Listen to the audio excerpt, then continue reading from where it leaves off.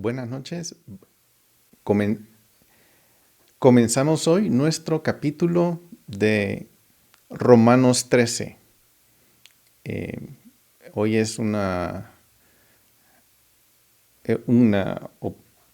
oportunidad de aprender en este capítulo muy especial.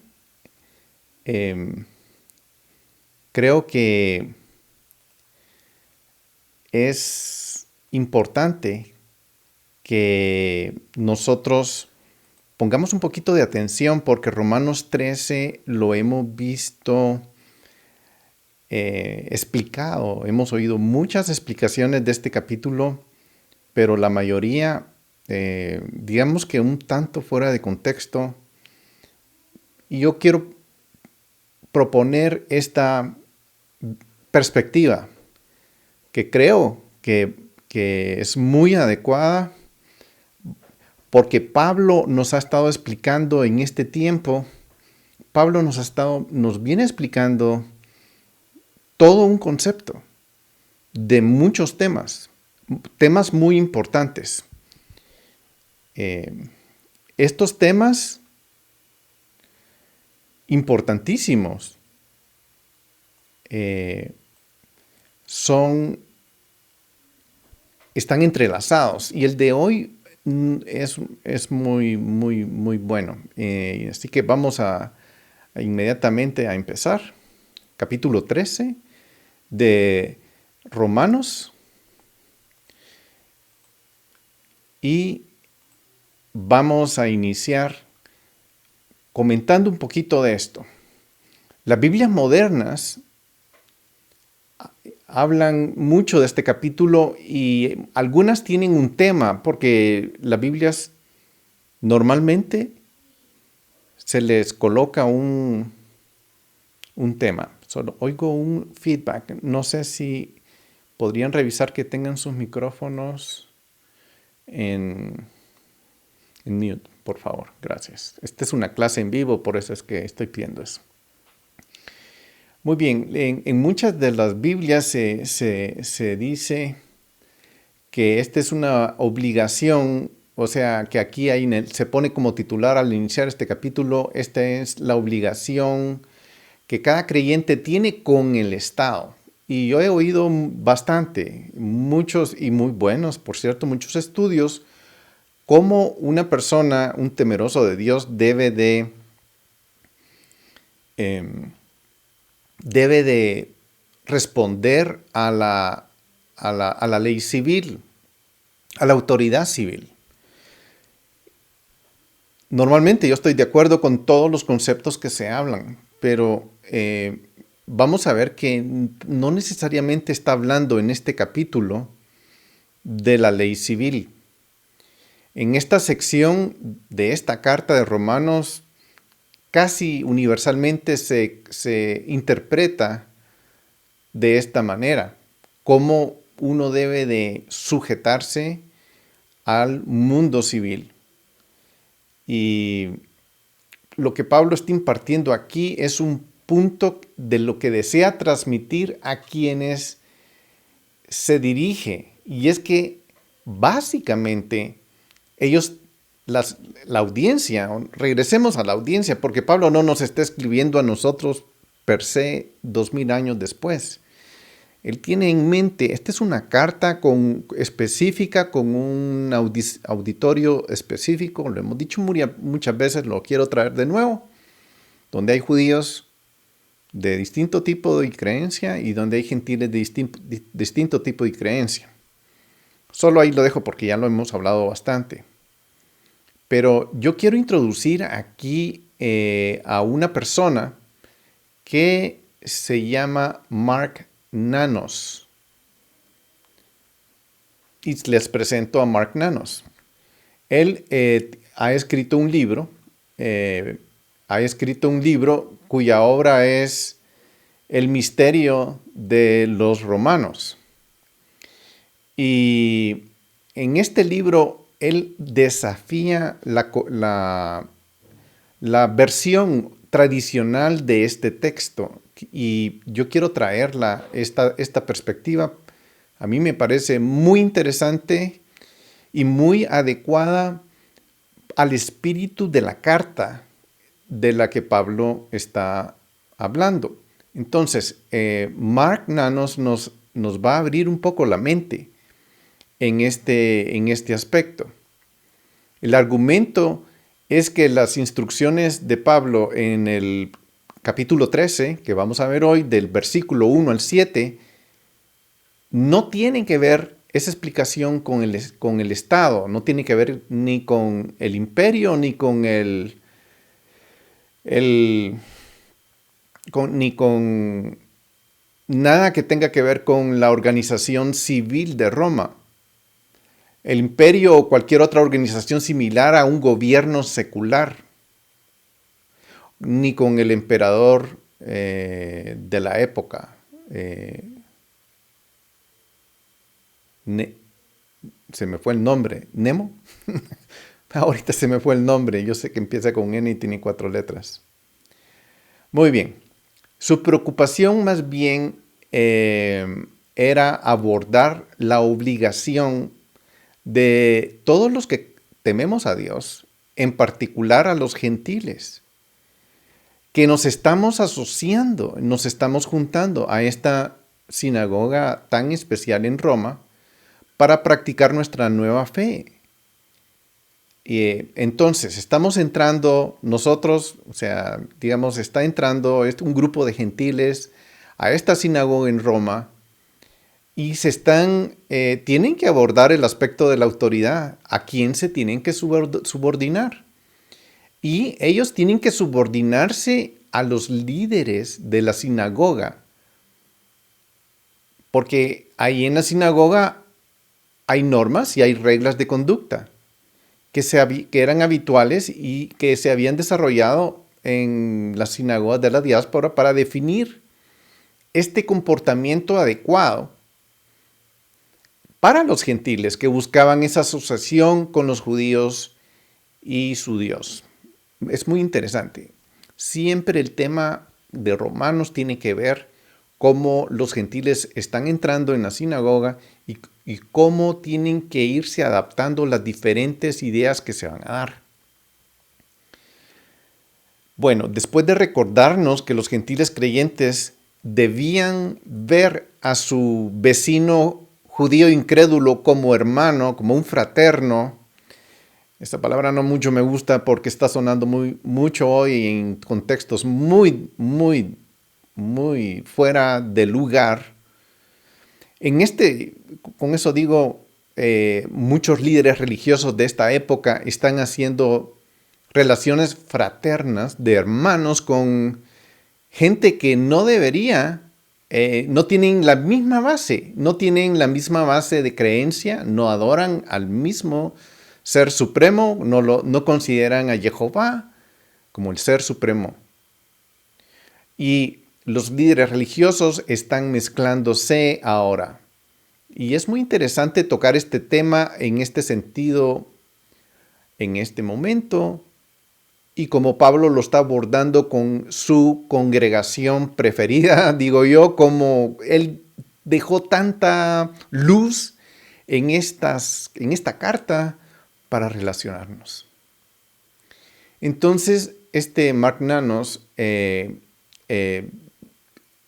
está contribuyendo y escribe acerca de estos líderes que habían en la sinagoga de Roma, a quienes los gentiles creyentes debían someterse.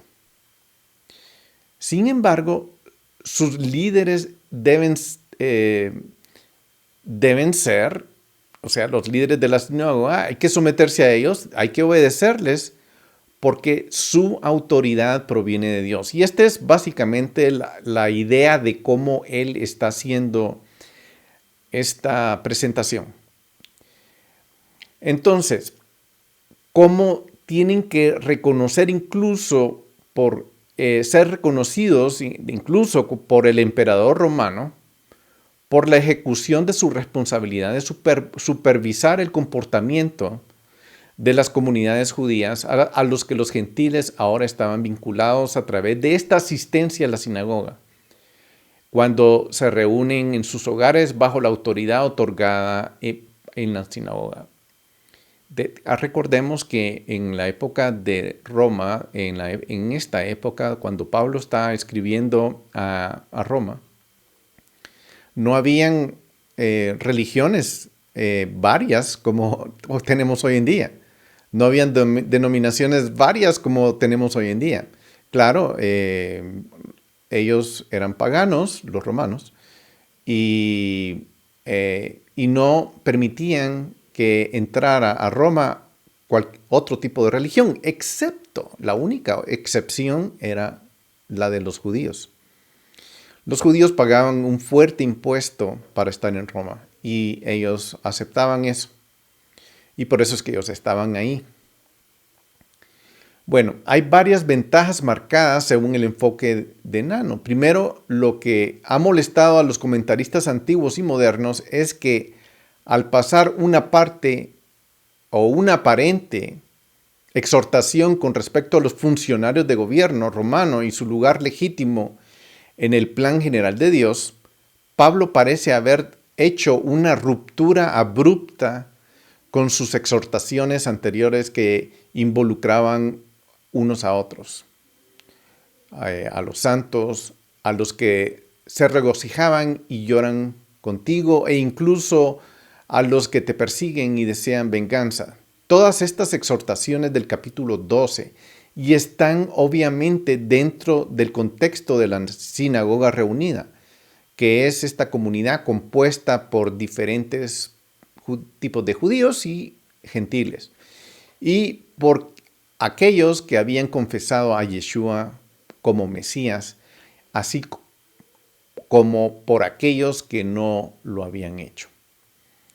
Pero si esta sección del 13:1-7 se refiere a la responsabilidad hacia la comunidad exterior, es decir, Roma, entonces aquí habría una transición muy abrupta. Si seguimos la línea de pensamiento de Pablo desde el inicio de Romanos, se nota, es muy obvio, que Pablo está apelando al corazón al quien le está escribiendo la carta, ya sea judío o gentil. Y el núcleo de sus ideas está en el centro de esta sinagoga, y de allí no se sale Pablo. Si en este momento, en este capítulo, Pablo de repente cambia su foco y se enfoca en la sociedad, entonces habría de hecho, la mayoría de las personas así lo han interpretado. Habría una transición de pensamiento demasiado cortada, demasiado abrupta, demasiado distinta a lo que él ha venido hablando. Por eso, cuando se interpreta de esta manera, los versículos no armonizan con los capítulos 9, ni el 10, ni el 11, ni el 12, ni al 13 del 8 en adelante.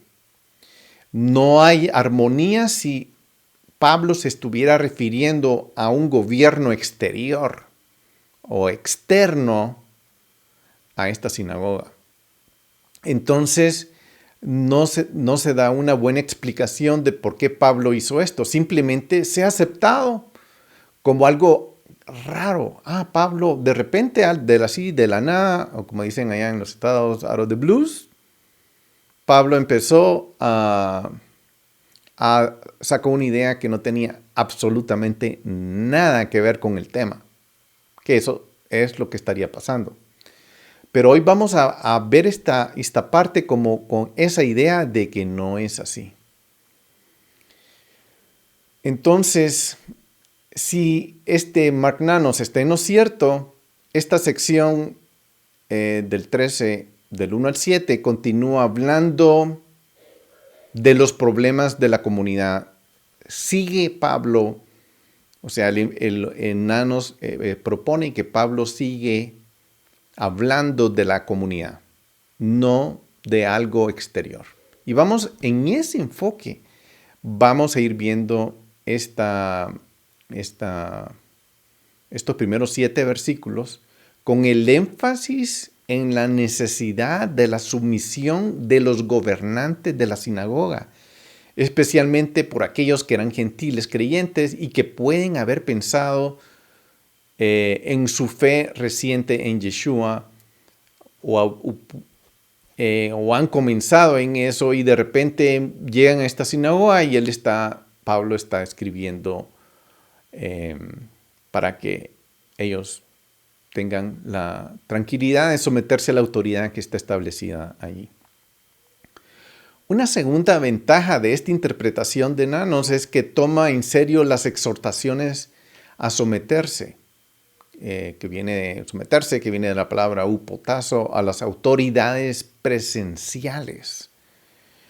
Entonces, si consideramos que estas autoridades que están hablando son las autoridades presenciales que en toda sinagoga hay y en todo lugar donde se juntaban los judíos había, entonces aquí ya va agarrando una perspectiva muy interesante, que es la que quiero exponer hoy.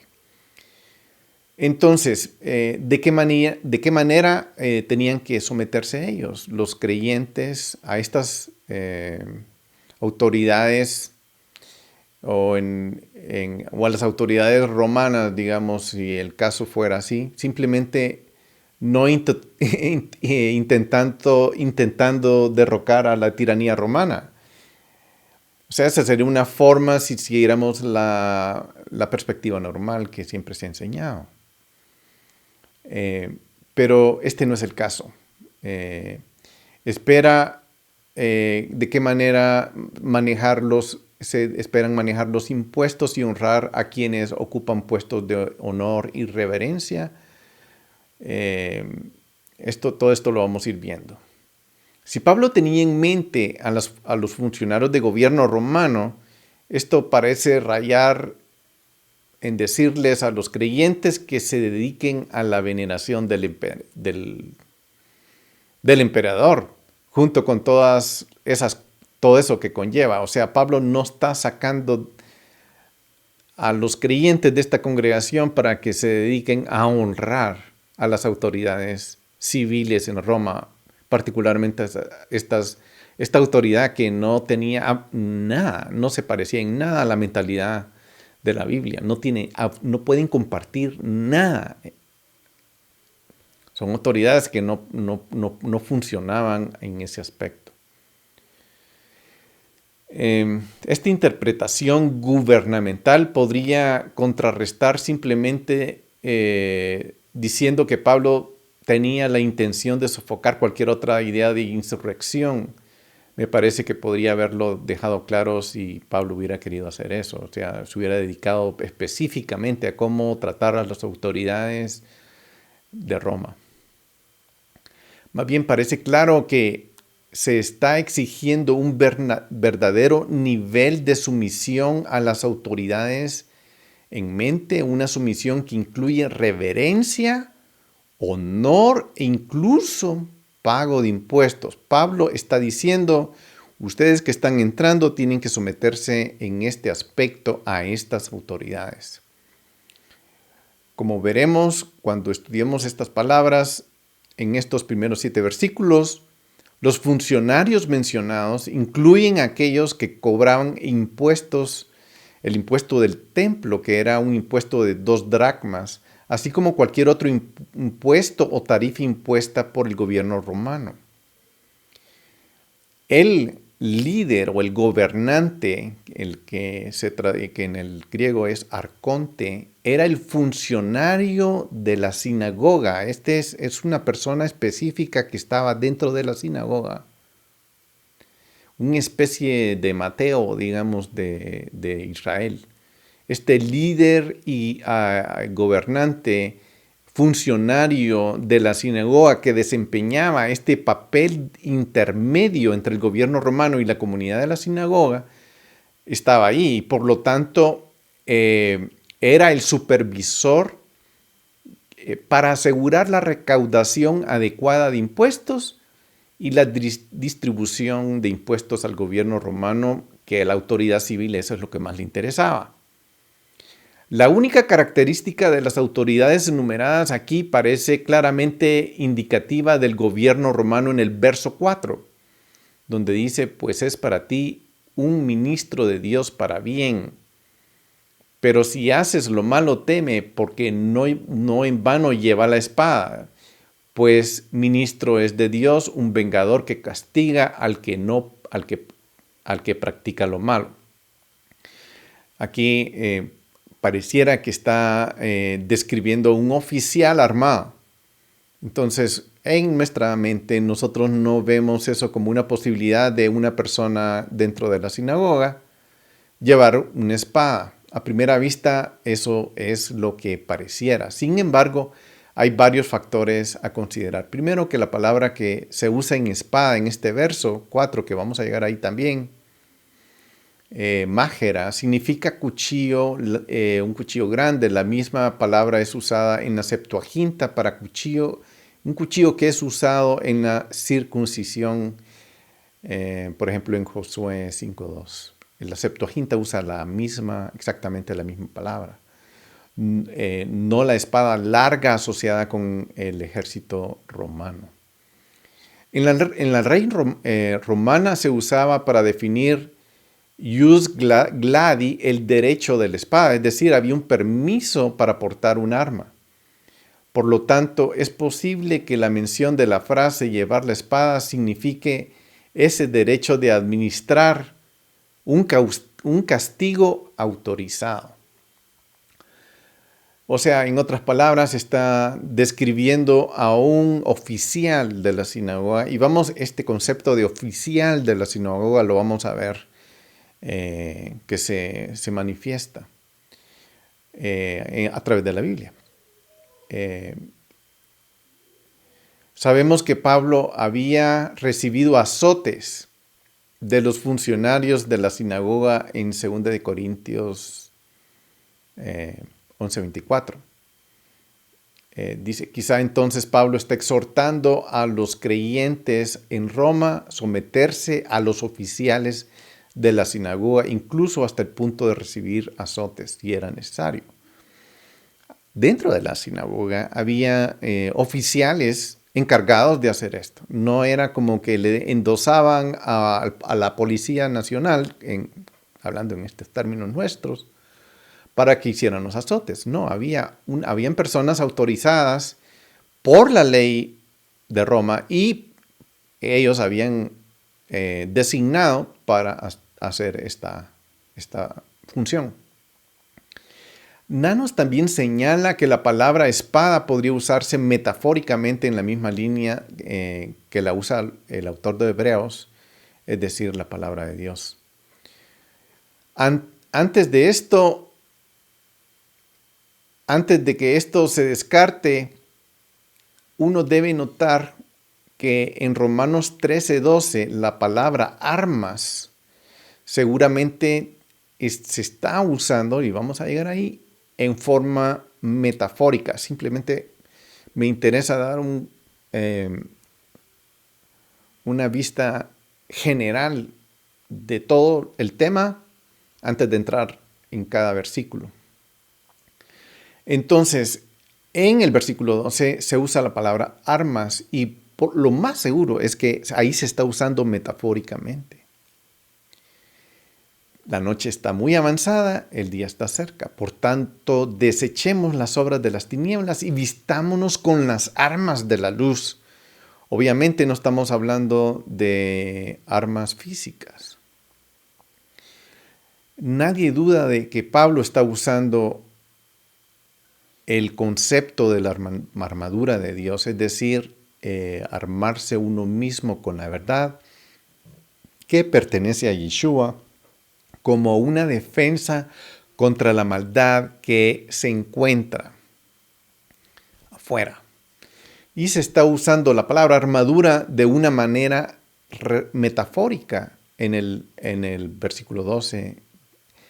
Al menos es posible que se esté usando espada metafóricamente también en el versículo 4. Al final, me parece más probable que la frase llevar la espada quiere decir atribuir a ese funcionario que está dentro de la sinagoga a poder llevar esa función. Yoder, quien es otro comentarista, señala que la espada era el símbolo de la autoridad judicial, como una pistola que lleva un policía en nuestros días, o la espada que lleva un oficial ciudadano suizo, era más un símbolo de autoridad que un arma. ¿Cuáles son las ramificaciones si adoptamos la interpretación de que las autoridades a las que se refiere Pablo son sinagogales y no gubernamentales? Primero, este es el pasaje principal al que apelan aquellos que consideran la sumisión a gobiernos impíos como mandato bíblico. Vamos a ver un poquito de eso también. A luz de las interpretaciones tradicionales, se considera incorrecto vencer a gobiernos impíos mediante cualquier tipo de fuerza. Sin embargo, historias bíblicas como la de Moisés golpeando al egipcio, la conquista de la tierra, etc., indican que someterse a los regímenes malvados a través de la guerra no es necesariamente contrario a los caminos de Dios. Si se toma nuevamente la interpretación de nuestro texto, se debe reconsiderar todo el tema de la sumisión a los gobiernos paganos. Y de esto quiero hablar también yo un poco, porque dentro de la iglesia a la que yo tal vez he pertenecido en algún tiempo, creo que hay un velo con respecto a la cuestión de la autoridad. Y yo he vivido eso y lo he comprobado no solo en el ámbito fraterno, sino también en el ámbito secular. Hay una distorsión ahí muy sutil en la que, por ejemplo, voy a dar un ejemplo rápido. Me paró la policía después de una intervención, que no me voy a meter al detalle para no dar tanto tiempo. De repente él me pidió una mordida. Cuando me dijo, quiero, ¿sabe qué? Arreglémoslo de esta forma, págueme tanto. Ahí botó él toda su autoridad. Entonces yo lo reprendí fuertemente. No fue una reprensión muy débil. Fue una reprensión tan fuerte que hizo que el jefe del retén de los policías llegara. Cuando llegó, con voz muy fuerte y tratando de intimidarme a mí, me preguntó qué pasaba. Yo le dije, este hombre me está sobornando y quiero su nombre y el nombre de él, porque de aquí yo me voy a quejar. Para hacer corta la historia, me dejó ir. Ahora, la ventaja fue de que yo, de repente, el hombre que estaba en autoridad la perdió y yo tomé la autoridad que él votó. La gente no tiene, en la mayoría de los casos, no tiene la idea de que la autoridad no es el que lleva la pistola, no es el uniforme, no es el oficial que está sentado en un escritorio dando órdenes. La autoridad está escrita. La autoridad es un sentido común que nos hace vivir entre las personas, que al respetarlo produce paz. En otras palabras, la autoridad es el sentido común que nos hace convivir comúnmente o en comunidad. Y eso lo digo porque no mucha gente lo entiende, lamentablemente. Primera de Timoteo 2:2 dice, por los reyes y por los que están en autoridad debemos orar para que podamos vivir una vida tranquila y sosegada, con toda piedad y dignidad. Porque en la autoridad hay coexistencia. Pero nuevamente, la autoridad no está en las personas. No está en las personas. La autoridad es nuestro sentido de convivencia, el derecho, el respeto al derecho al que estamos viviendo. Muy bien. Si se permite que la interpretación propuesta se mantenga, entonces la sumisión a los funcionarios de la sinagoga, incluso a aquellos que no habían confesado a Yeshua como Mesías, se considera apropiado para los del camino. Los del camino son los que creían que Yeshua era el Mesías. Para ellos no era difícil saber cuál era la autoridad, porque la autoridad no es el que está en el micrófono o en la plataforma. No. Nuevamente es lo que está escrito. Esto tiene amplias ramificaciones para esta discusión sobre las tradiciones y su lugar en las congregaciones mesiánicas o cristianas emergentes del siglo I. Digo mesiánicas porque no eran cristianas como las conocemos hoy.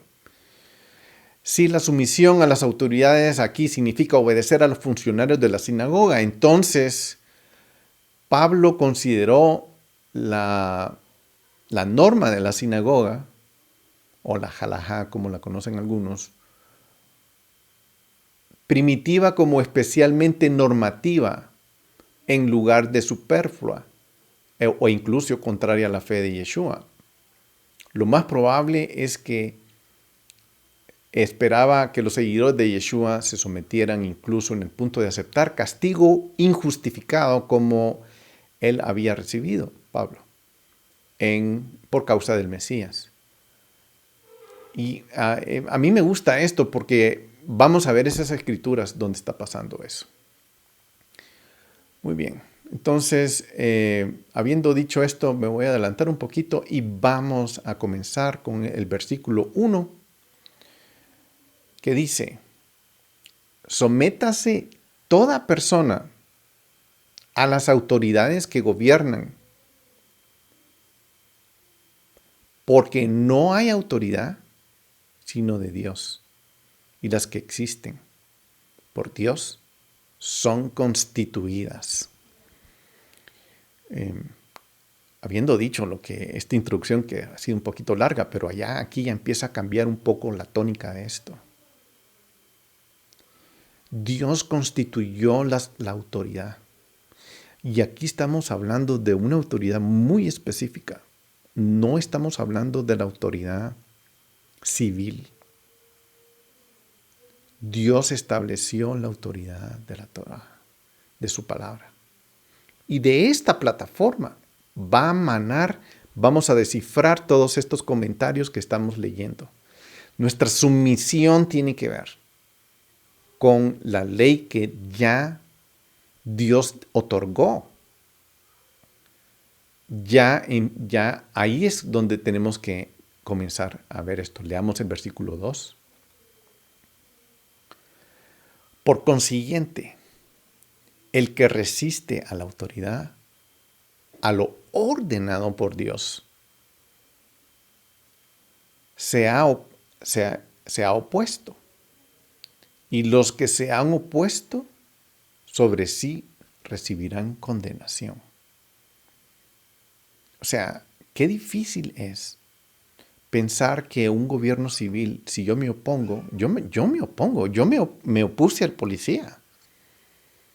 Me lo comía. Pero él no tenía una forma de ir contra mí, porque yo tomé la autoridad. Dios ha puesto una autoridad y el que no obedezca a esa autoridad va a recibir una condenación. Yo me opongo a que una persona Perdón que me estoy volviendo. Lo que quiero es como ya eliminar esa opción de que la autoridad civil, está hablando de autoridad civil. Aquí no está hablando de autoridad civil. Cuando yo me opongo a una autoridad, particularmente la de Roma de esa época, que eran paganos, no eran personas que muy influenciables, tenían amigos que tenían privilegios, etcétera, etcétera, etcétera. Era peor que o tanto como en nuestros días en las autoridades civiles. Aquí no está hablando de eso. Porque cuando yo no me voy a, yo no, cuando yo me opongo a una autoridad civil, yo no recibo condenación. Pero si yo me estoy oponiendo a una autoridad que Dios ha otorgado, entonces sí hay condenación detrás de eso. No hay distinciones de clases cuando se trata de un espíritu de sumisión a las autoridades gobernantes. Las autoridades establecidas por Dios deben ser seguidas con un espíritu de sumisión.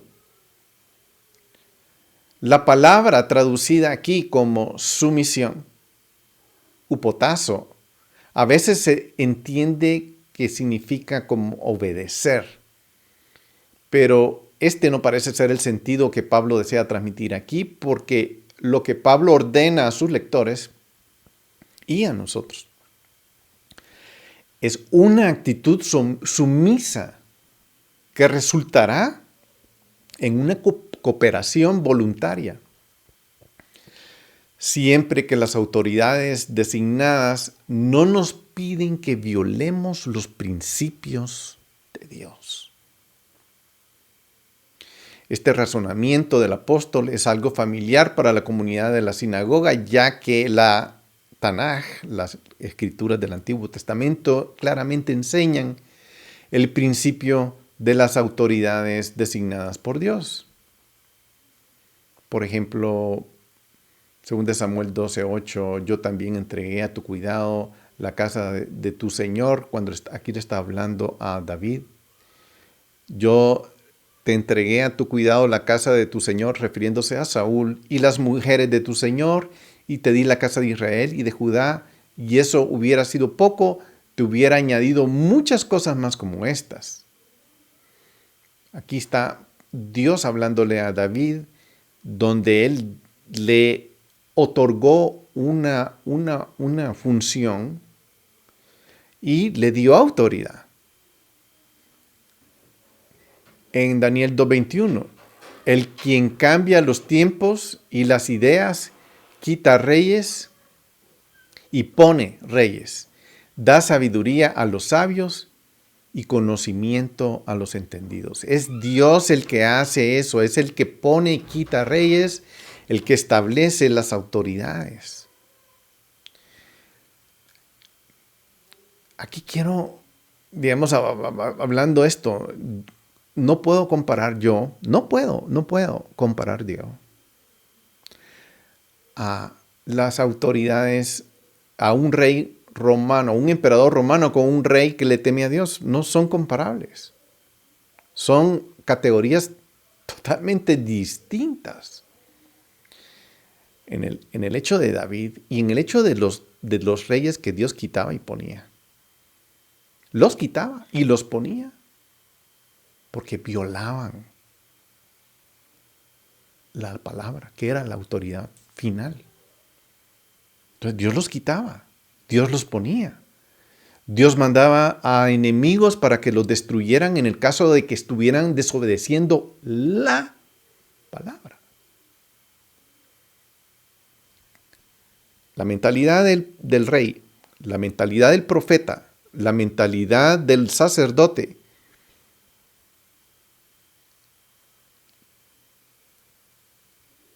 orbita alrededor de la palabra de Dios. Eso sigue siendo el caso en esto.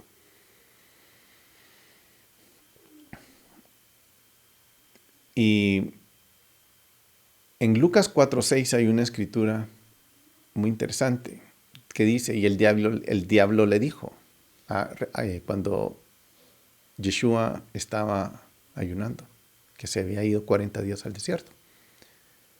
El diablo dijo, todo este dominio y su gloria te daré, pues a mí me ha sido entregado, y a quien yo se lo doy, se lo puedo dar. A quien yo quiero, se lo doy. Aquí está tentando el diablo a Yeshua, diciéndole, mira, este es mi territorio, mi dominio, este es mi reino.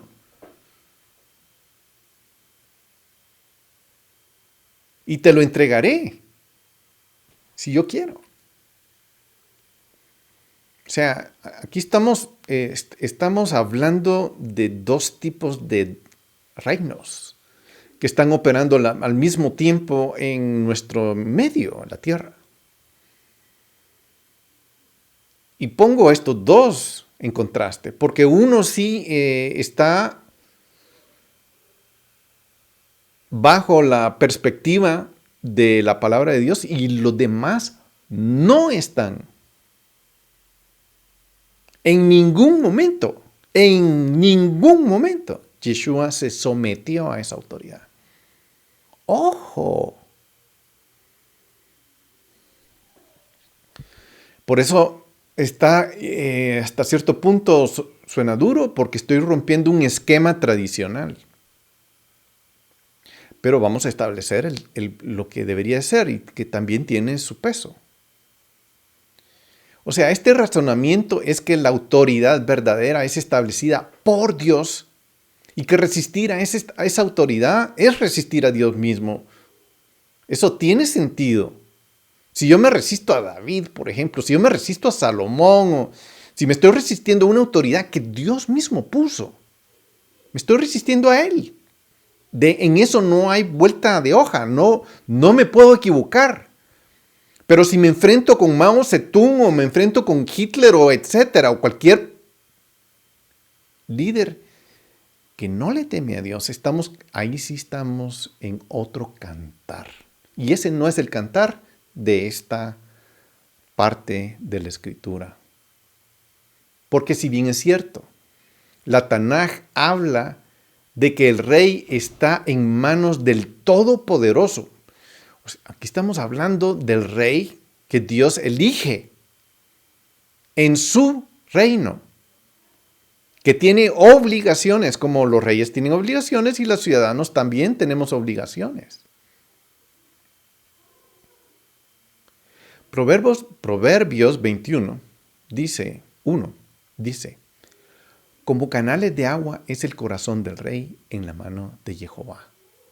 Él lo dirige a donde quiere, a donde le place. Y que hay buena evidencia que incluso los reyes malvados como los asirios o los babilonios también son usados por Dios. Cuando Israel, o cuando el rey que debe de temerle a Dios desobedece.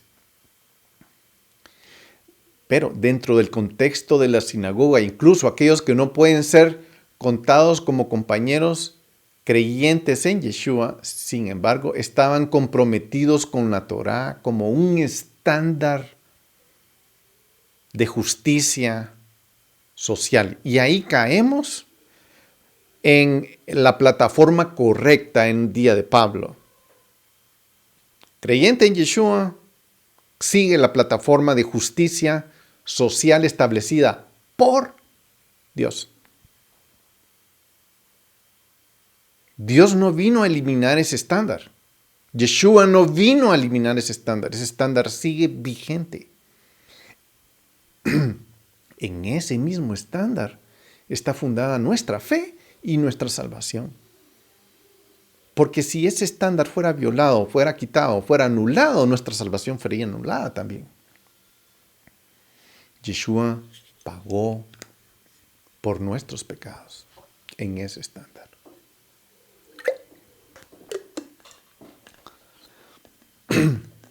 Incluso si se agregaban leyes propias de la sinagoga, aún que mantenían los principios básicos de rectitud basados en la Torá, entonces serán respetados. Leyes que van siendo agregadas porque tienen que agregarse, porque evolucionamos. No me voy a meter a eso, no ese es el caso, pero sí tienen que agregarse ciertos conceptos para seguir obedeciendo, respetando la ley que Dios estableció. Por lo tanto, Pablo está enseñando aquí que las autoridades establecidas dentro de la comunidad judía deben de ser respetadas, designadas porque han sido designadas por Dios y son dignas de respeto, y tenemos que respetarlas en el contexto de la palabra.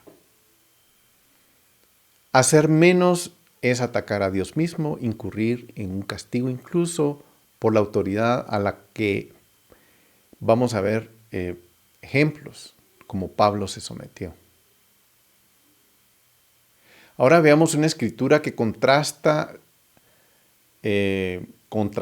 de la autoridad de las tinieblas para tener un sentido del reino satánico que opera también.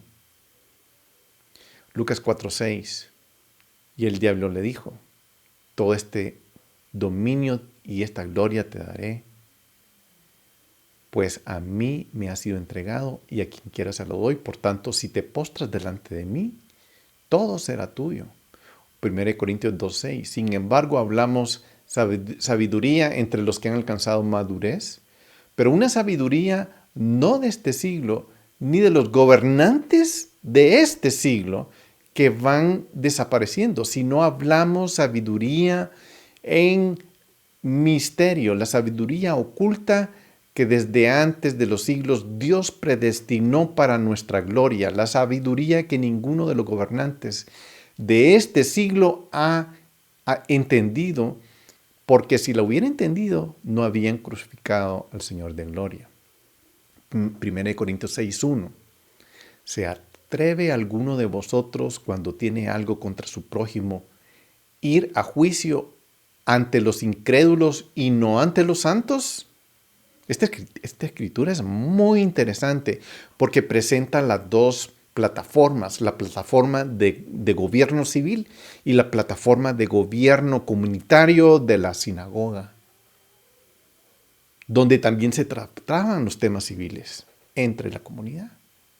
Por supuesto, esto no es muy común ni muy tradicional en nuestros medios. Yo estoy estableciendo y estoy trayendo cómo funcionaba en aquella época. Así debería haber esa solución actualmente entre hermanos. Primera Tesalonicenses 5:3 también. Interesante es esta, porque cuando diciendo paz y seguridad, entonces la destrucción vendrá sobre ellos repentinamente como dolores de parto de una mujer encinta y no escaparán. Aquí está hablando cuando los gobiernos civiles digan, paz y seguridad. Entonces la destrucción vendrá sobre ellos repentinamente. Es obvio que esta gente que está diciendo paz y seguridad no temen a Dios. Es obvio. Y son las dos partes que estoy tratando de dibujar, que son las que existen, la civil y la religiosa. Segunda de Tesalonicenses 2:6 dice: y vosotros sabéis lo que lo detiene por ahora, para ser revelado a su debido tiempo, porque el misterio de la iniquidad ya está en acción, solo que aquel que por ahora lo detiene, lo hará hasta que él mismo sea quitado de en medio. Entonces será revelado a ese inicuo a quien el Señor matará con el espíritu de su boca y destruirá con el resplandor de su venida. Inicuo cuya venida es conforme a la actividad de Satanás, con todo el poder y señales y prodigios mentirosos, y con todo engaño de iniquidad para los que se pierden, porque no recibieron el amor de la verdad para ser salvos. Por esto Dios le enviará a este gobierno un poder engañoso para que no crean en la mentira. Perdón, para que crean en la mentira, a fin de que sean juzgados todos los que no creyeron en la verdad, sino que se complacieron en la iniquidad. Aquí estoy hablando de un gobierno que va a engañar, al que Pablo nunca se sometió, ni está proponiendo siquiera que nos sometamos. Aquí lo está exponiendo. Veamos el versículo 3. Porque los gobernantes no son motivo de temor para los de buena conducta, sino al que hace el mal. ¿Deseas pues no temer a la autoridad? Haz lo bueno y tendrás elogios de ella. Aquí hay una segunda razón que da Pablo para someterse a las autoridades asignadas por Dios, existentes, para castigar a los malhechores.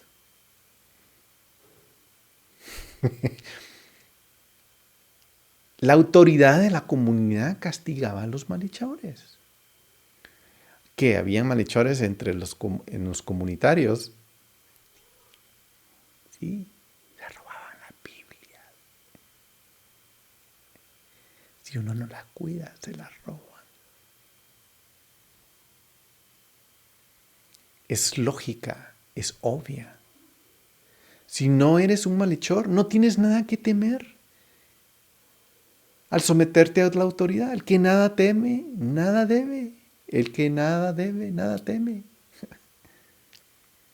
Una vez más, si bien uno podía asumir que se dijo esto de las autoridades gubernamentales de Roma, pero en realidad las autoridades romanas no actuaban así.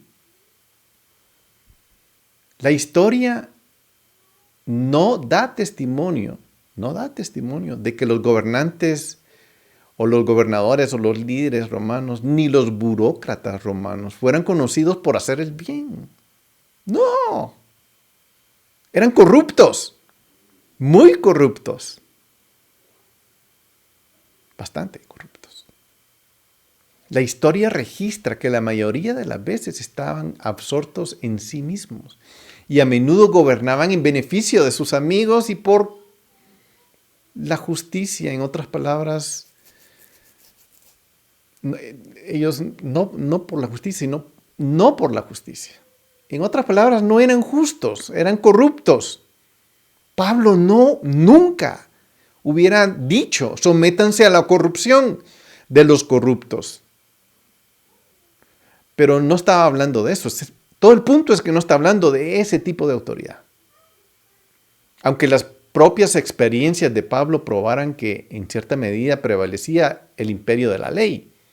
Por ejemplo, cuando Pablo informó a los guardias que él era ciudadano romano, cuando él dijo eso, lo comenzaron a tratar muy diferente.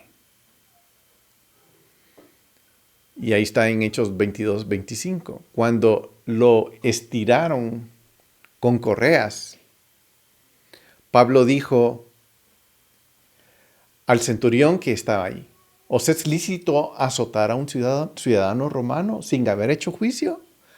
Ups. Nos topamos con un romano. Ese era otro cantar. Aquí estamos hablando de cuando él se enfrente a esta autoridad romana. Difícilmente se puede decir que el gobierno romano en la época de Pablo pudiera caracterizarse por ser defensor de lo bueno, la verdad y castigar al malo. De hecho, la posición del gobierno romano hacia las comunidades judías, que incluía a los judíos a los no judíos que adoraban con ellos, a los gentiles, era de no intervenir en la sinagoga, a menos que hubiera un incidente y luego había la necesidad de meterse. Pero los romanos trataban de no meterse en la comunidad judía, porque ellos sabían que ellos se autogobernaban a sí mismos. Tenían sus propias normas. Pero las normas que ellos tenían, a ellos les beneficiaba, porque eran beneficiosas para ellos. No les hacía estorbo, no les ponía problema a los gobernantes seculares. La ley era beneficiosa para los gobiernos seculares. O, voy a decirlo de otra forma mejor, la ley es beneficiosa para los gobiernos seculares. Porque no producen nada más que bien. Aunque los funcionarios de la sinagoga pudieran ser menos justos, sus actividades principales eran para la comunidad y para la administración de justicia de la comunidad. Además, dentro de la comunidad de la sinagoga, estos funcionarios, no los romanos, estaban a cargo de las disputas domésticas y de otros asuntos que necesitaban arbitraje. Para ellos era hasta mejor. Esta gente no da problema porque ellos mismos solucionan sus problemas. Una vez más, esta parecería ser la situación dentro de la comunidad, no de un funcionamiento o no del gobierno romano o de la involucración de los funcionarios o oficiales romanos, cuya influencia dentro de una comunidad judía hubiera sido no muy buena. En ninguna manera. Pablo está usando su carta para promover el Estado romano. En ninguna manera, de ningún modo, Pablo está haciendo alarde ni que se someta la gente, los temerosos de Dios, a los gobiernos corruptos seculares. Imagínense. El mensaje general de la carta es que aquellos que nombran el nombre de Yeshua deben caracterizarse como sumisos a la autoridad ya establecida de Dios, que es su palabra, y no ser rebeldes de espíritu. Después de todo, su misión debería ser provocar a celo a sus hermanos porque están obedeciendo la palabra de Dios. Entonces, la carta tiene sentido. Esto se debe a que aquellos que han creído en Yeshua también confiesan que Dios es quien designa las autoridades, por lo que la sumisión a ellas es ante todo y quizá ante todo sumisión a Dios. Puede ser que haya momentos en que los gobernantes no estén de acuerdo lícitamente, como lo fue en el caso en donde Yeshua nos aconseja. Aquí estamos hablando de una autoridad que es lícita delante de Dios, pero está fuera de la palabra. Y en este caso hay un caso muy, muy, muy específico y es Yeshua el que lo trata y dice, Mateo 23:2, los escribas y los fariseos se han sentado en la cátedra de Moisés, de modo que haced y observad todo lo que os digan, porque lo que están diciendo y que digan es la palabra. Pero no hagáis conforme a sus obras, porque ellos dicen y no hacen. Atan cargas pesadas y difíciles de llevar y las ponen sobre las espaldas de los hombres, pero ellos ni con un dedo quieren moverlas. La autoridad se sigue cumpliendo. Los hombres están diciendo la palabra, aunque ellos no la hagan. Después de todo, tenemos que someternos a la palabra, que es la autoridad. Cuando Jesús volvió, esto es en Lucas 8:40. Cuando Jesús volvió, la multitud le recibió con gozo porque todos le habían estado esperando. Versículo 41 dice, y aquí llegó un hombre llamado Jairo, que era un oficial de la sinagoga.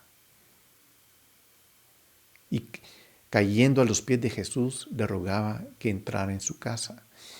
Aquí estamos dentro del contexto de Israel, en el contexto de una sinagoga, donde Jairo, quien es un oficial, aquí estoy hablando de la organización a la que Pablo se está refiriendo en Romanos, una organización que hace que opere la norma, la ley de Dios. Y tenía una hija que estaba a punto de morir y no la voy a leer toda porque pasigan un poquito de tiempo, pero todos hemos oído y de repente Yeshua se topó con una mujer de flujo, la atendió, después se refirió nuevamente a Jairo, pero cuando llegó a su casa la chica había muerto. Y en el versículo 54 dice, pero él tomándola de la mano clamó diciendo, niña, levántate. Entonces le volvió el espíritu y se levantó al instante. Y él mandó que le dieran de comer. Y sus padres estaban asombrados. Pero él les encargó que no dijeran nada a nadie de lo que había pasado. ¿Por qué? Porque él era un oficial de la sinagoga. En ese contexto se sabe que el espíritu del Mesías estaba. Cuando un oficial de la sinagoga hubiera hablado y dicho, él resucitó a mi hija, era obvio que el espíritu del Mesías estaba ahí, el espíritu de resurrección.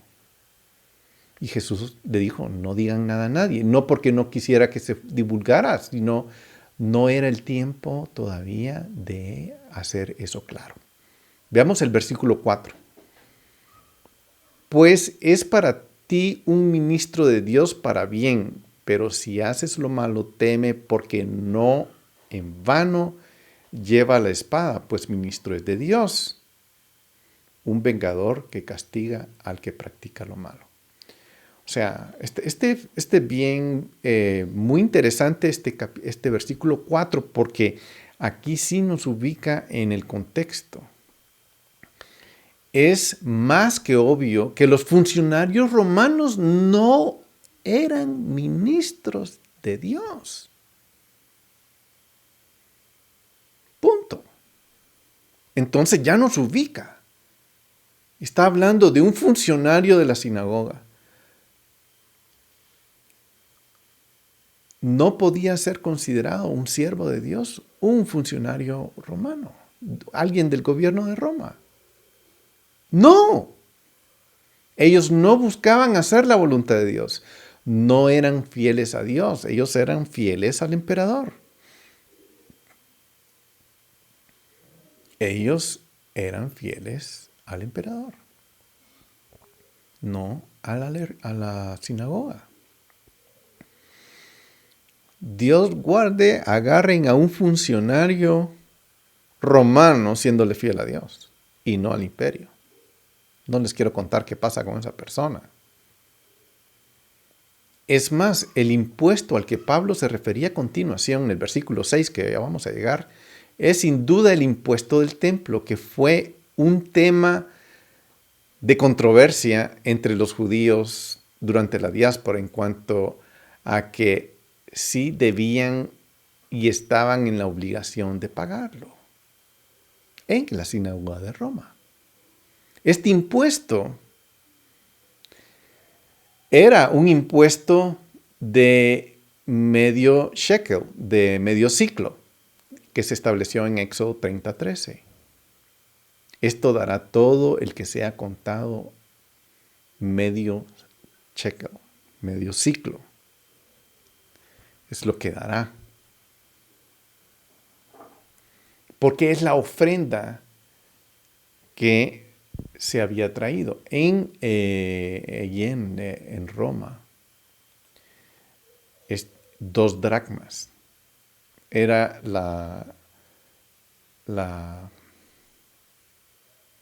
el impuesto. Quiero enseñarles un medio shekel moderno, que es muy interesante, y quiero mostrárselos. Es este. Es un medio shekel. Y es un medio shekel que es una bendición. Dice aquí, para la redención de la Santa Jerusalén. Ahí está el templo. Y aquí atrás dice, en la parte superior, aquí arriba, Embajada de Guatemala. Y aquí está Ciro en la parte de atrás, y este es el presidente Jimmy Morales, quien es el que decretó como nación que Guatemala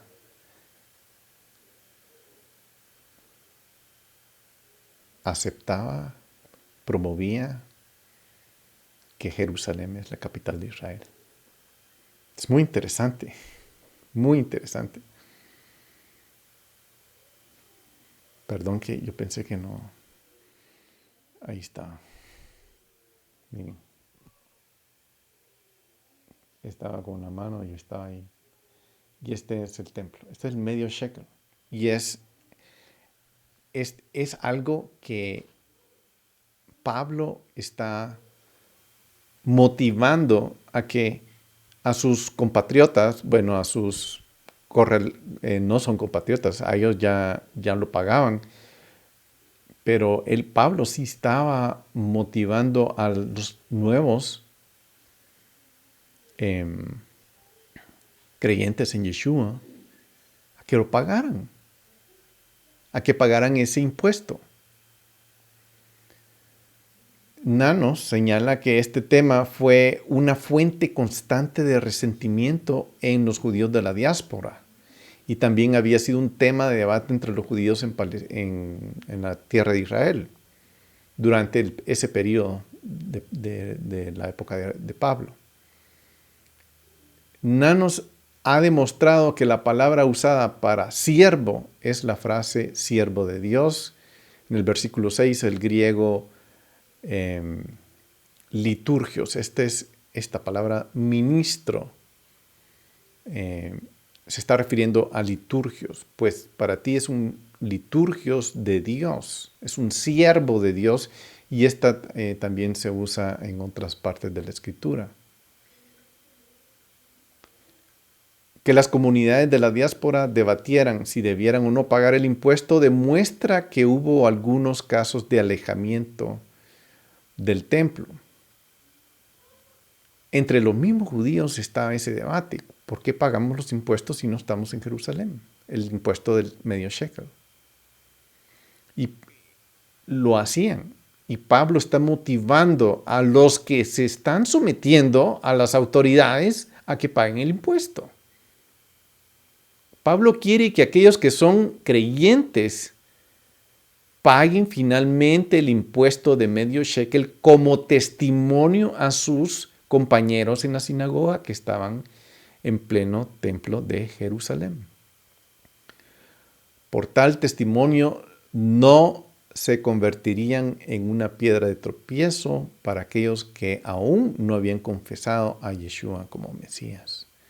De hecho, el impuesto del medio shekel era muy importante para la comunidad judía establecida, ya que con este impuesto se mantenía el templo y sus funciones. Es más, el impuesto de medio shekel era en general el único impuesto que se imponía al pueblo judío. Hay un señor que escribió un libro, se llama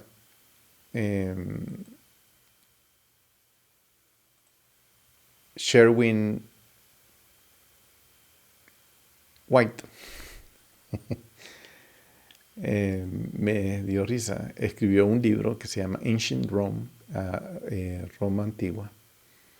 Y dice que solo en unas pocas ciudades que tenía una organización de la ciudad helenizada por Herodes, donde se exigían dentro de la tierra de Israel impuestos municipales que no tenían que ver con, más bien dicho, que beneficiaban a Roma. Habían pocas, pero no habían muchas. Aparte de esto, no hay datos sólidos que muestren que los impuestos romanos en este periodo se cobraran en las tierras judías. O sea, no hay datos. Hay un par de datos que surgen, pero no era algo común. Como se señaló anteriormente, llevar la espada puede tomarse como una expresión metafórica de tener autoridad para imponer un castigo apropiado.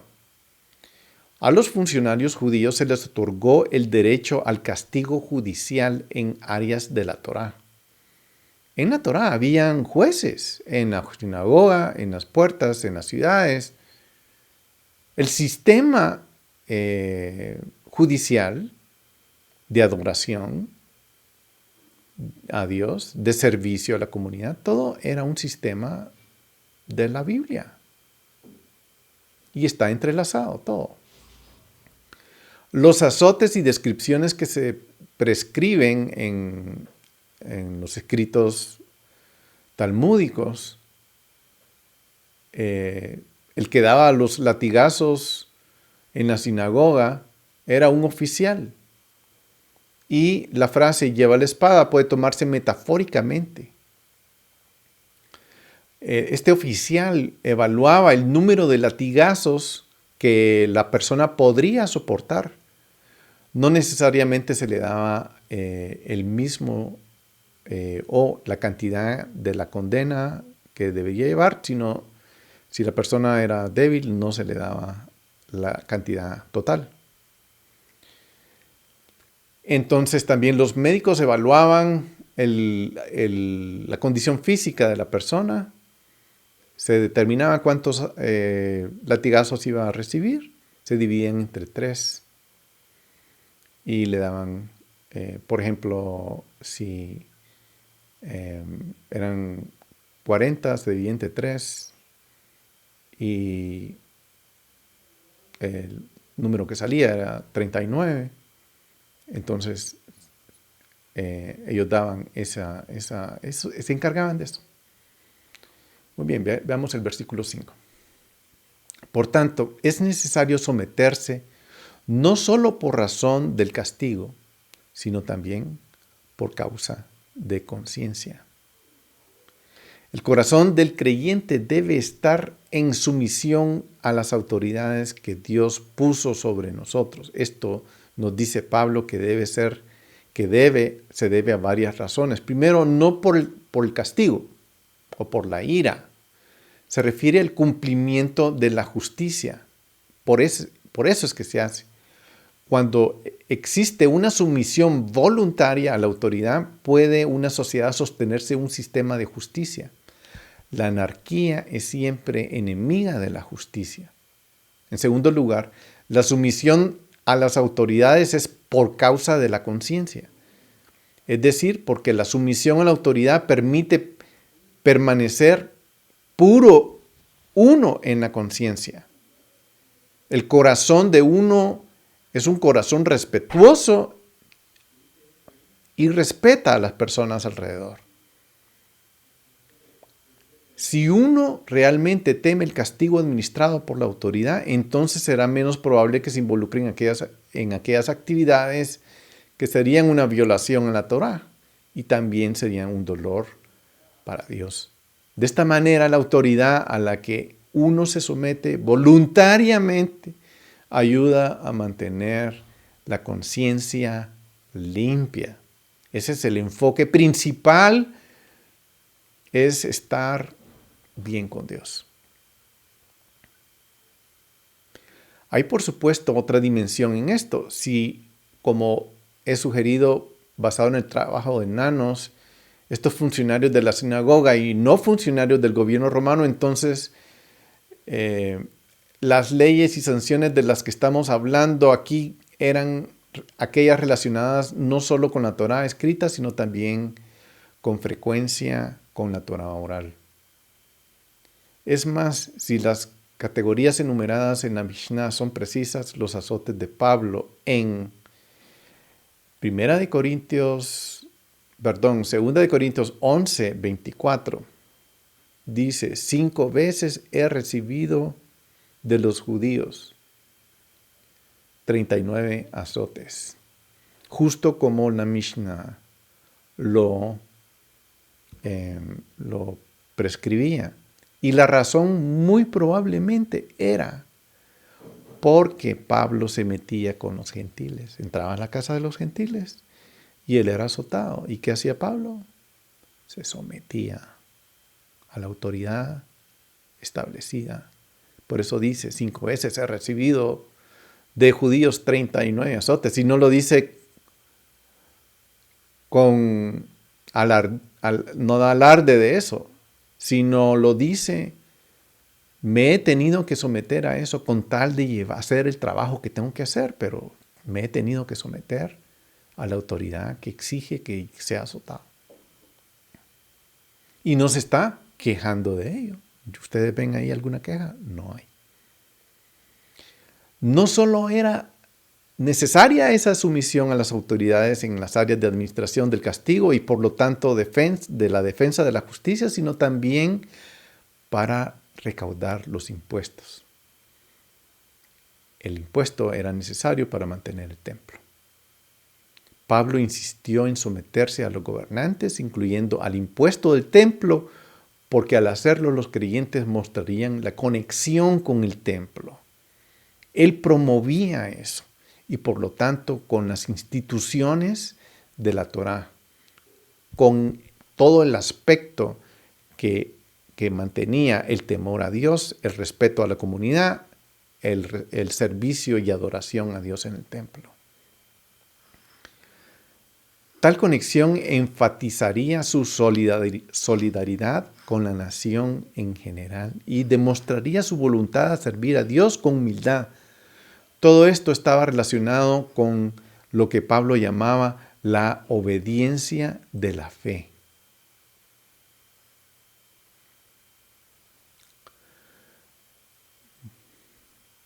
Versículo 6. Pues por esto también pagáis impuestos, porque los gobernantes son servidores de Dios, dedicados precisamente a esto.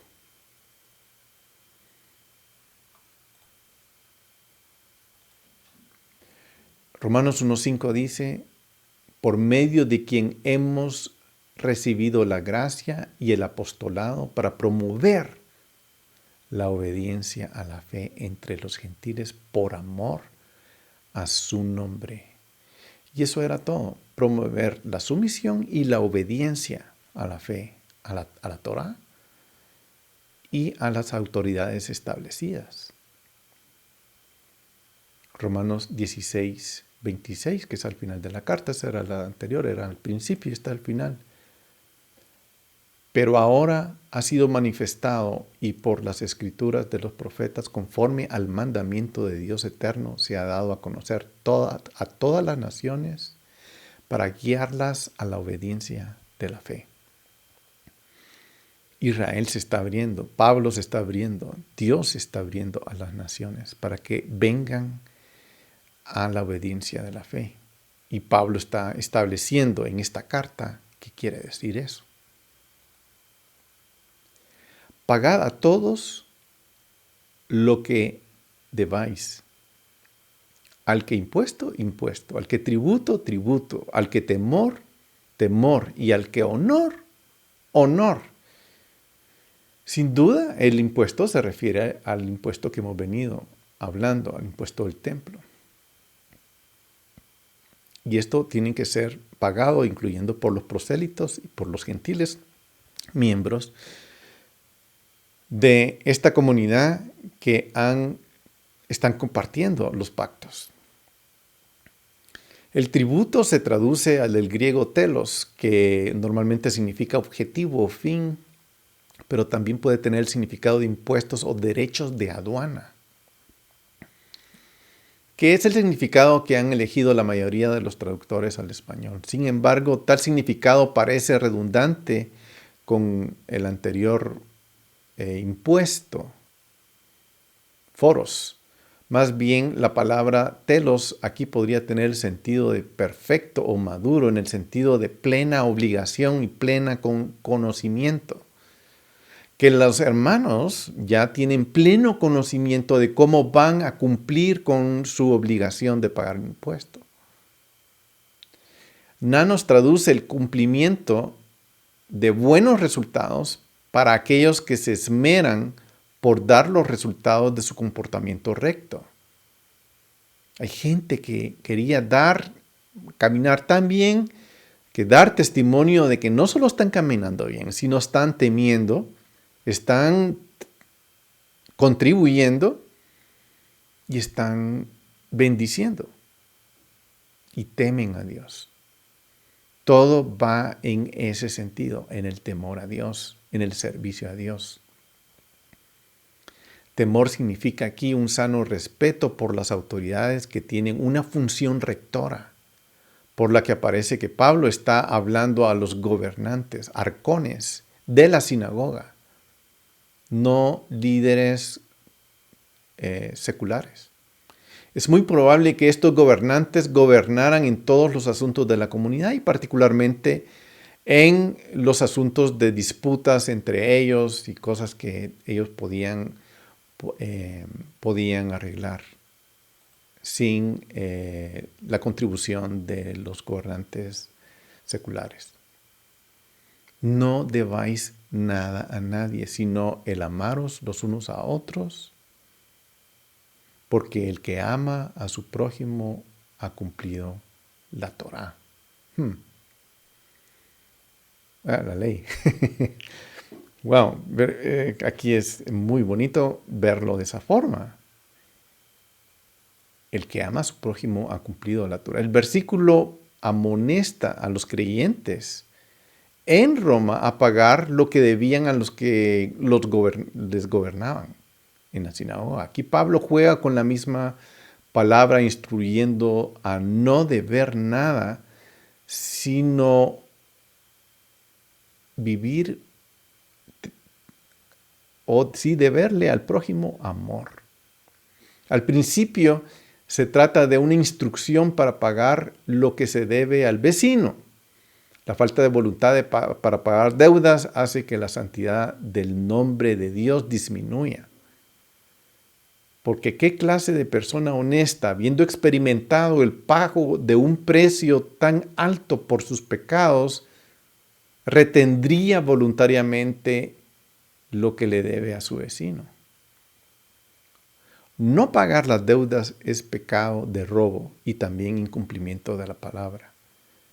Esto en sí mismo es razón suficiente para contraer deudas con la debida precaución,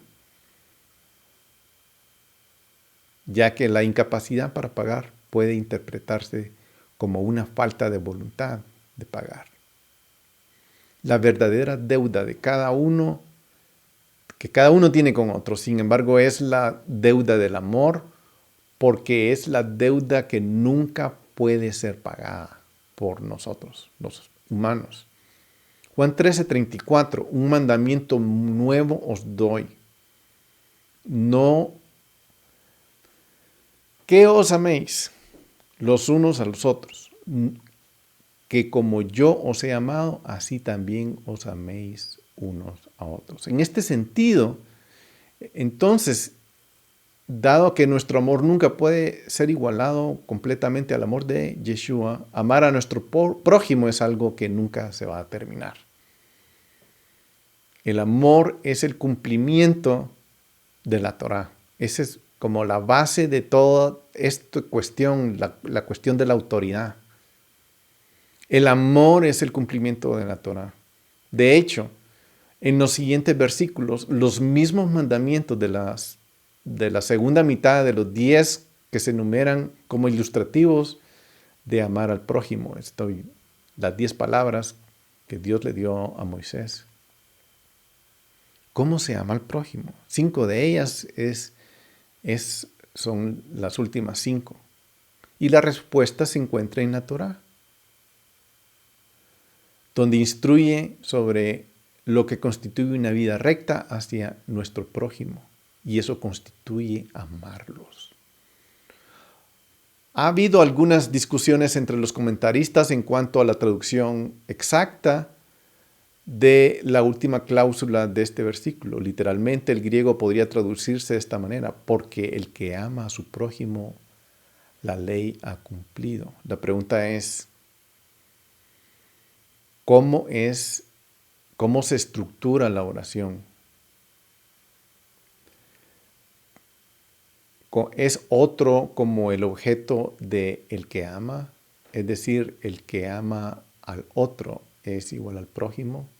O como un adjetivo que describe la ley. Es decir,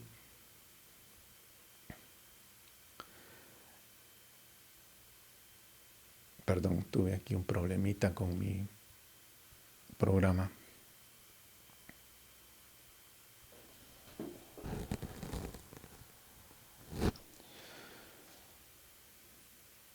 Perdón, regreso.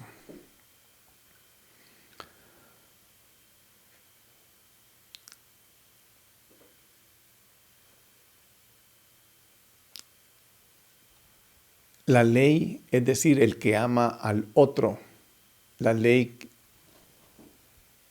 el otro ha cumplido. Si otro se refiere a la Torá, entonces el punto es que al amar uno cumple la Torá. Es decir, la Torá de Dios en contra de las leyes del hombre. Es decir, impuestos para la sinagoga o para Roma. Pero si hay algo que sí debemos los unos a los otros, es el amor, el que nosotros tenemos que practicar para cumplir la Torá.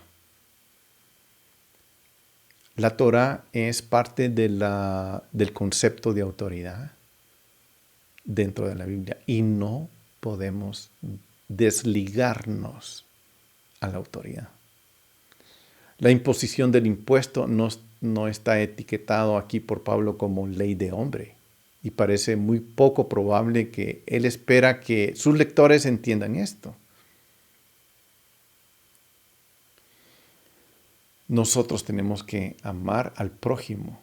El prójimo en las Escrituras es alguien que no es elegido arbitrariamente por nosotros. Nos lo ha dado Dios y por tanto estamos obligados ante el Todopoderoso a amarlo. La Torá encarna esos requisitos del pacto de amor a Dios y al prójimo. Y la Torá es la que hace esa función de darnos ese lineamiento para amar a nuestro prójimo.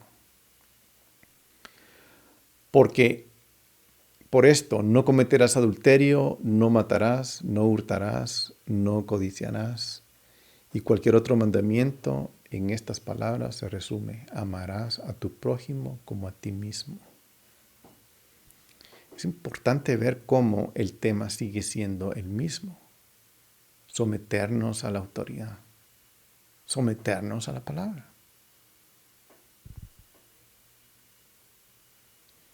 El versículo 10 dice: el amor no hace mal al prójimo, por tanto el amor es el cumplimiento de la ley. Como la prueba de su declaración anterior, Pablo ahora enumera 4 de las 5 últimas palabras. Aquí hace un listado de las últimas 10 de las palabras de lo que se conoce como los 10 mandamientos, pero deja fuera una: no darás falso testimonio. También los enumera fuera de orden, anteponiendo el adulterio al asesinato. En este sentido, obviamente, no está dando ejemplos simples de los mandamientos y no está citando directamente el texto de Éxodo, de Deuteronomio. Yeshua los enumera en un orden distinto también. En Lucas 18:20 dice, tú sabes los mandamientos, no cometas adulterio, no mates, no hurtes, no des falso testimonio, honra a tu padre y a tu madre. Al igual que en Santiago 2:11, pues él dijo, no cometas adulterio, también dijo, no mates. Ahora bien, si tú no cometes adulterio, pero matas, te has convertido en transgresor de la ley. O sea, no se sometió a la ley. Pablo usa adulterio, asesinato y robo. Quizás esto se convirtió en un orden muy común en esa discusión en la sinagoga. El hecho de que Pablo agregue la frase general, si hay algún otro mandamiento, muestra que está usando 4 mandamientos y los enumera como descripción general de la segunda mitad del Decálogo. En Levítico 19:18 dice, no te vengarás ni guardarás rencor a los hijos de tu pueblo, sino que amarás a tu prójimo como a ti mismo, dice Jehová. O sea, de allí está manando la autoridad. O sea, someternos a eso es someternos a Dios. A eso se está refiriendo al sometimiento de las autoridades que vienen de Dios. Algunos piensan que Pablo está llevando a Levítico 19:18 a un nuevo contexto, es decir, el contexto de la comunidad de los creyentes frente a Israel en general. Pablo está utilizando, en otras palabras, el concepto de las leyes de Moisés, del Decálogo, para transmitirlo a los nuevos creyentes y para que ellos se sometan. Debemos recordar que Israel ha sido celoso de contener su mentalidad dentro de su entorno. Mayormente en la actualidad se ha tratado de mantener sus limitaciones para ellos mismos sin influir a otras naciones y hacer ningún tipo de proselitismo. Ellos se han tratado de autocontener y no salir para nada para que no sean influenciados por gente extraña. Eso es lo que no está pasando en esta comunidad. Pero está pasando de una forma en que Pablo tiene que escribir esta carta y tiene que dar lineamientos para cómo estos nuevos creyentes de la fe en el Mesías, que son injertados en Israel, comiencen a dar testimonio a sus prójimos, a sus hermanos judíos. Y lo que está haciendo aquí es que se tiene que someter y que el amor es lo último, es lo que hace el milagro de aceptación entre cada uno. El amor forma los soportes que sostienen a la comunidad. Esta declaración final que hace Pablo en este versículo 10 hace un sándwich. El amor no hace mal al prójimo, por tanto el amor es el cumplimiento de la ley. Se podría decir, el amor no hace mal al prójimo, es el cumplimiento de la Torah, el amor. Es como que el amor está sosteniendo a la comunidad junta, dentro de una comunidad de pacto. Aquí no puede existir autoridades seculares. No está hablando de eso. Por lo tanto, el amor es la perspectiva predominante de la Torá. Y esta no es una nueva ética cristiana, sino es el corazón y el alma de la Torá que han venido siendo desarrollados en las tradiciones de los hombres. Salmo 93:1 dice, Jehová reina, vestido está de majestad, Jehová se ha vestido y ceñido de poder. Ciertamente el mundo está bien afirmado, será inconmovible.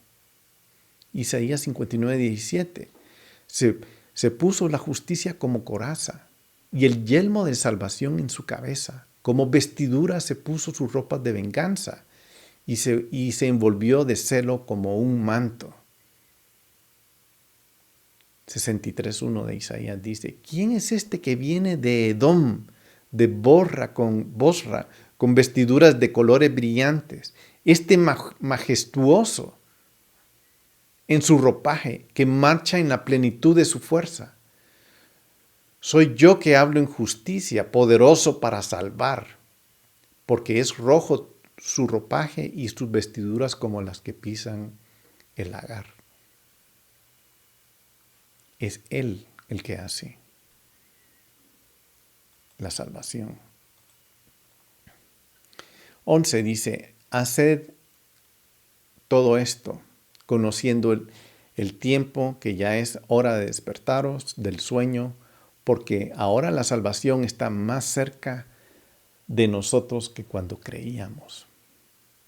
Pablo ahora enfatiza la motivación escatológica metida dentro de todo este concepto para la fidelidad del pacto. Casi se puede escuchar la teología de la secta de Juan el Bautista de Qumran en las palabras de Pablo. El fin está cerca y con él la salvación. Hemos llegado. Estamos muy cerca. Él está dando el mensaje que la salvación está muy cerca de nosotros que creemos. Aquí quiero leer varias escrituras.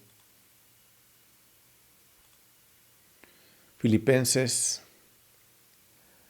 4, que enfatizan mucho esto.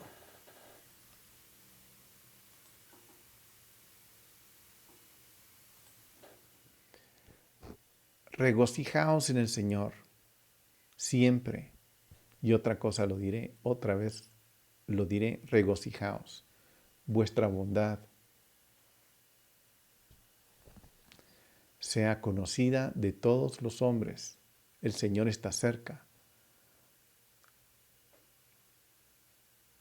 Por nada estéis afanosos, antes bien en todo mediante oración y súplica con acción de gracias sean dados a conocer vuestras peticiones delante de Dios, y la paz de Dios, que sobrepasa todo entendimiento, guardará vuestros corazones y vuestras mentes en Cristo Jesús, en Yeshua.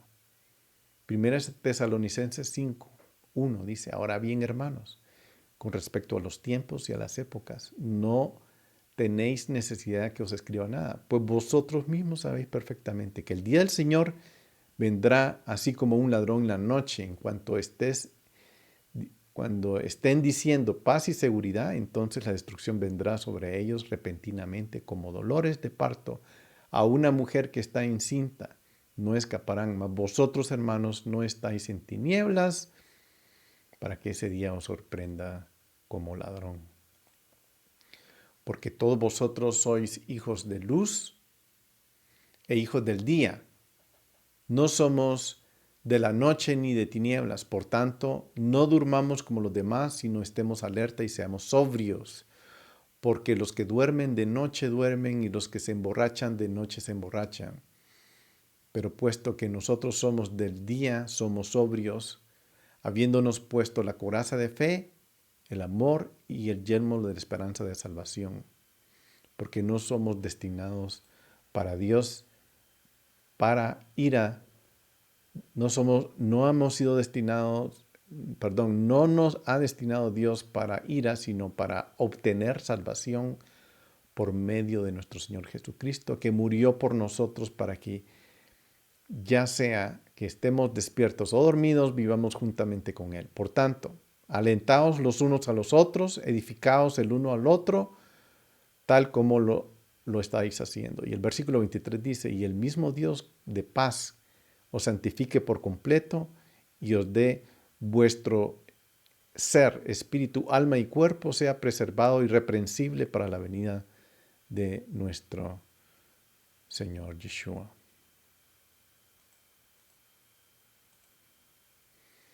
Hebreos 10 dice: consideremos cómo estimularnos unos a otros al amor y a las buenas obras. Santiago capítulo 5: por tanto, hermanos, sed pacientes hasta la venida del Señor. Mirad cómo Él Como el labrador espera el fruto precioso de la tierra, siendo paciente en ello hasta que reciba la lluvia temprana o tardía. Sed también vosotros pacientes, fortaleced vuestros corazones, porque la venida del Señor está cerca. Hermanos, que os quejáis contra otros para que seáis juzgados. Mirad, el juez está a las puertas.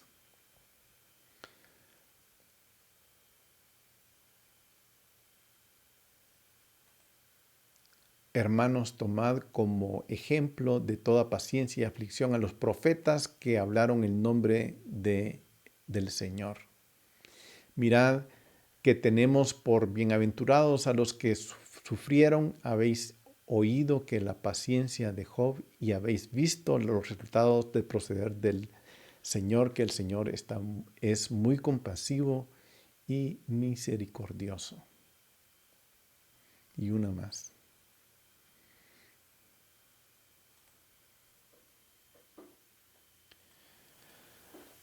Perdonen. 1 de Pedro capítulo 4. El fin de todas las cosas se acerca. Sed pues prudentes y de espíritu sobrio para la oración. Sobre todo, sed fervientes en vuestro amor los unos por los otros, pues el amor cubre multitud de pecados.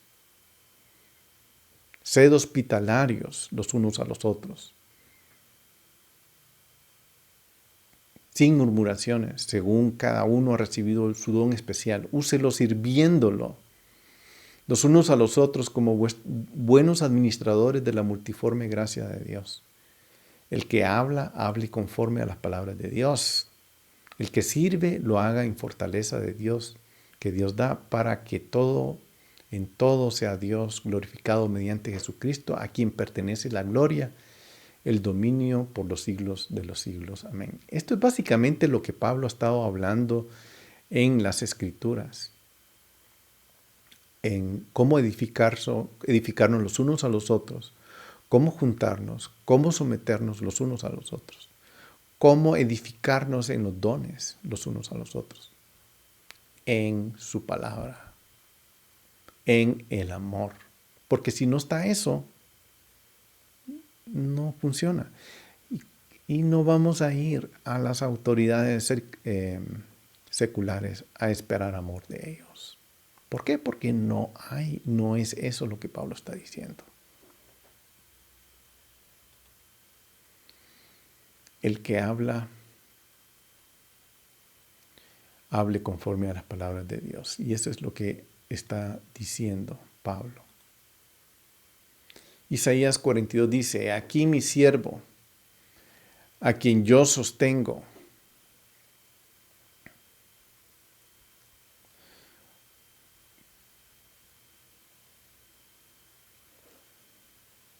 a quien mi escogido, a quien mi alma se complace, he puesto mi espíritu sobre él. Él traerá justicia a las naciones. No clamará ni alzará su voz, ni hará oír su voz en la calle. No quebrará la caña cascada, ni apagará el pábilo mortecino. Con fidelidad traerá justicia. No se desanimará, ni desfallecerá hasta que haya establecido en la tierra la justicia, y su ley esperarán las costas. Esta parte a mí me llama mucho la atención porque está hablando precisamente del futuro, de cómo todo esto se va a dar. La Torá está siendo aplicada y está siendo adoptada por las naciones. Y está siendo establecida su justicia, y su Torá la esperan las costas.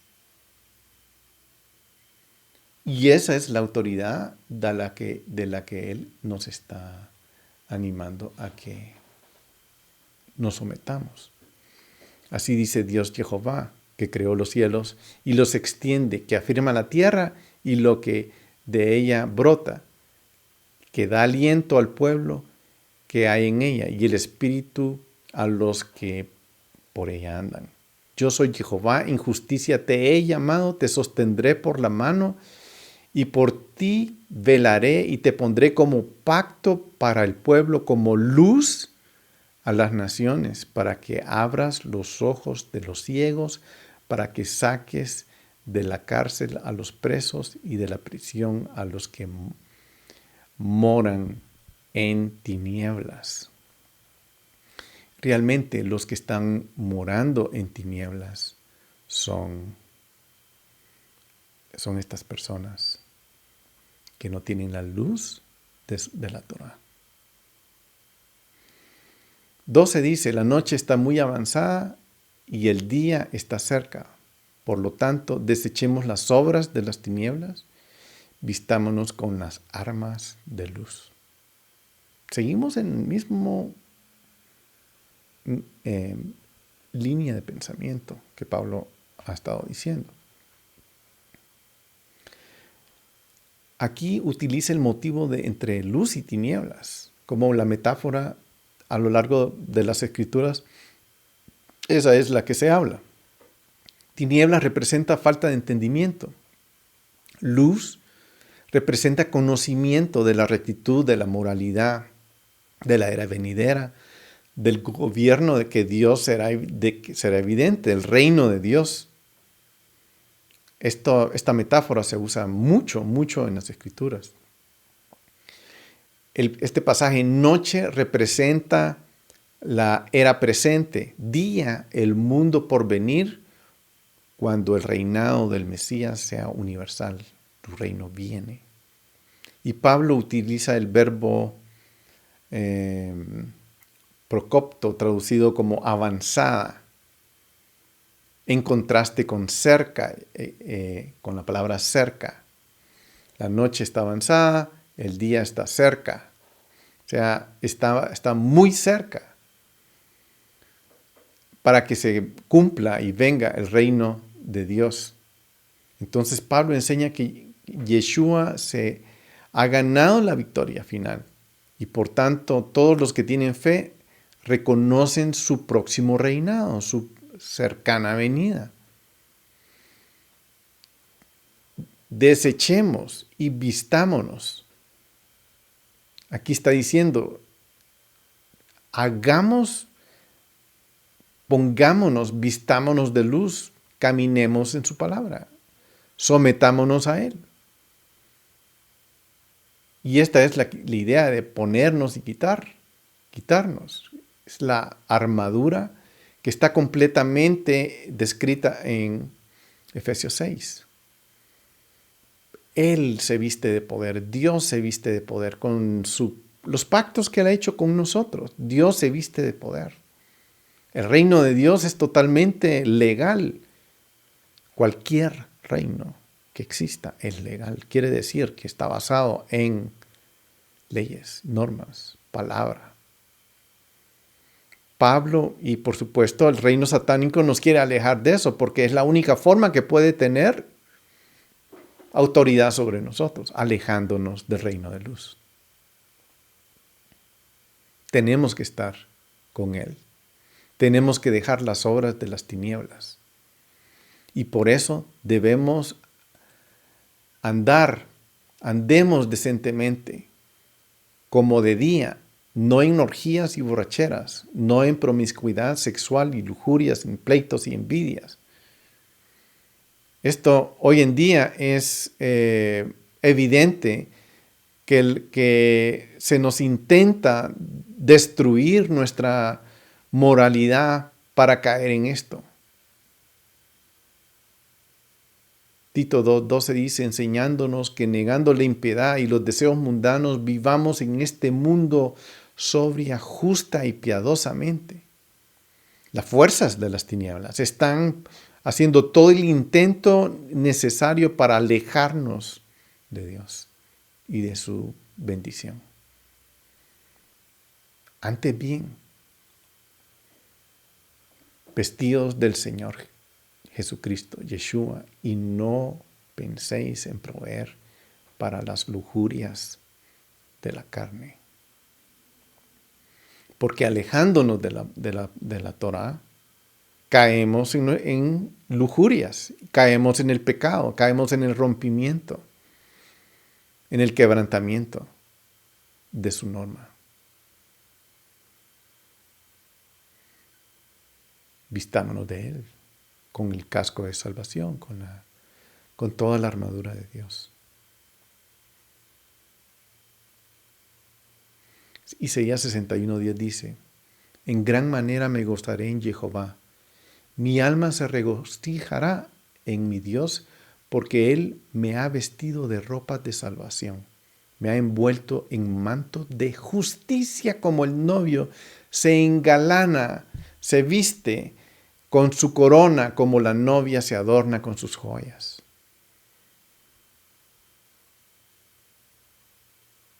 Y eso es lo que Dios quiere, que nos vistamos en su justicia, que permanezcamos en su palabra, que nos amemos los unos a los otros, que nos sometamos los unos a los otros en el amor de Dios, para llegar a ese día tan deseado de su venida, que está pronto, y tenemos que estar listos para eso. Les bendigo y les invito en el próximo video, Romanos 14. Bendiciones.